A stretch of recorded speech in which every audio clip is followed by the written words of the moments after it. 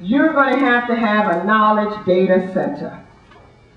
This might mean connecting with members of the business community to carry out your work. This might mean bringing in a CEO to come in and look at your financial statements. The point is, and that's number 2, don't start this with likely allies now. Don't go out there and just get anyone, because you won't be able to succeed under any circumstances. You start with likely allies. And then thirdly, between 1 and 2, after you've done that successfully, you should be able to send a clear and consistent message. A lot of times we don't send the same messages. Your board is saying one thing, your staff is saying something else, and the people in the community that you're serving are saying something differently. Everybody should be saying the same thing. And this is because you got to get buy-in from the people who would carry out the change. Now you can plan a social business venture all you want, but if there's no market for your venture, you're not going anyplace. And I'm not here to tell you how to start a social business venture, but I'm just here as someone who has a social business venture in place to fund neighborhood leadership initiatives. And I'm here to tell you, it is not without challenge. All right, number 5. Did I do 4? No. Get buy-in.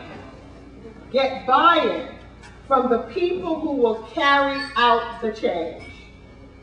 Don't make the plans and then bring the people to the table. Let the people be a part of the change. And the people are your people in your community.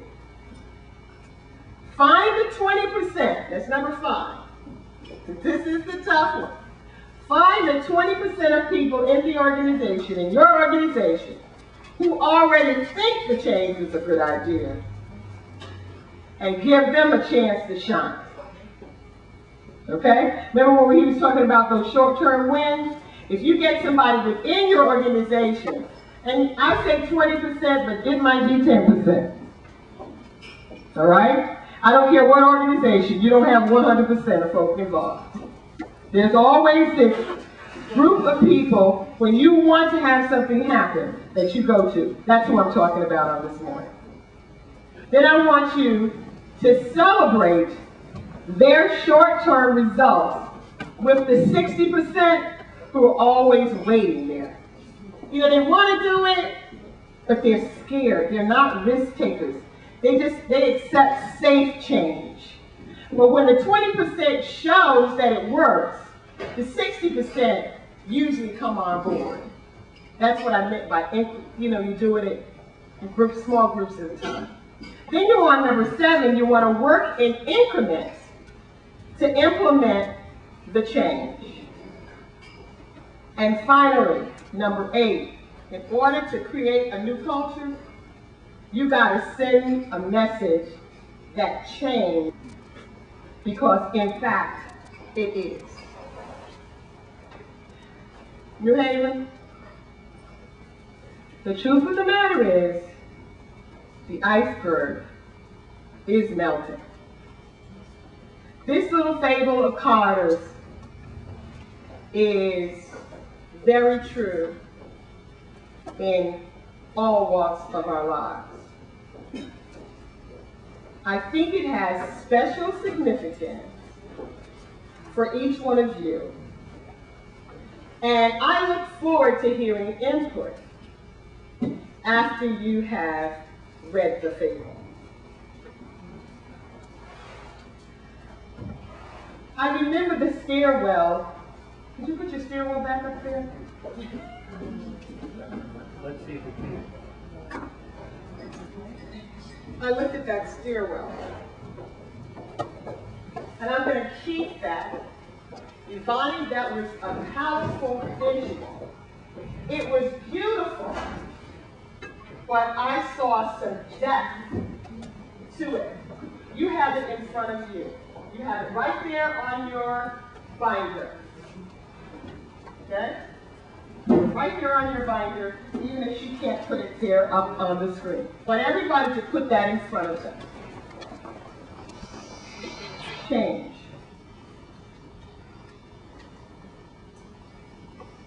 It's cyclical.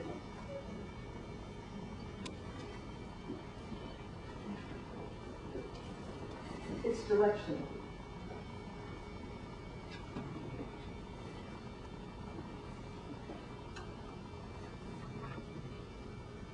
We gain a broader perspective on the nature, value, and progress of change, and it's possible to understand the emerging answers, the new approaches upon which we build the future for both profit and non-profit sectors. I encourage you to take the steps, one at a time, as you begin to think through and plan for ventures that will in fact take your organization to the next level, and that's called sustainability. A part of this process, and I saved this for last, because most people attempt to avoid it. Be prepared to develop concise exit strategies. It is often very hard for us to say no in the nonprofit sector. But it's time that we say no to those initiatives that have not worked and will not work. It didn't work in the 60s. It didn't work in the 70s. It didn't work in the 80s, and it's definitely not going to work in the 21st century. It's time to let go. And since I'm a visitor, and I'm going to be flying out on Saturday morning, I'm also going to share this with you. There are some nonprofits that it is time for you to go out of business. I don't know who you are, but my nonprofit went through that. And it's painful to let go of what you've done for so many years with even some measures of success. But the truth of the matter is, there are too many remnants of the industrial age impacting the work of the knowledge-based era. There are many people in the nonprofit community that have not moved to the information age, and we are past that. You can only bring someone as far as you have gone. Remember that. You can only teach and reach when you know. So exit strategies will be a part of sustainability and will be a part of creating social business ventures.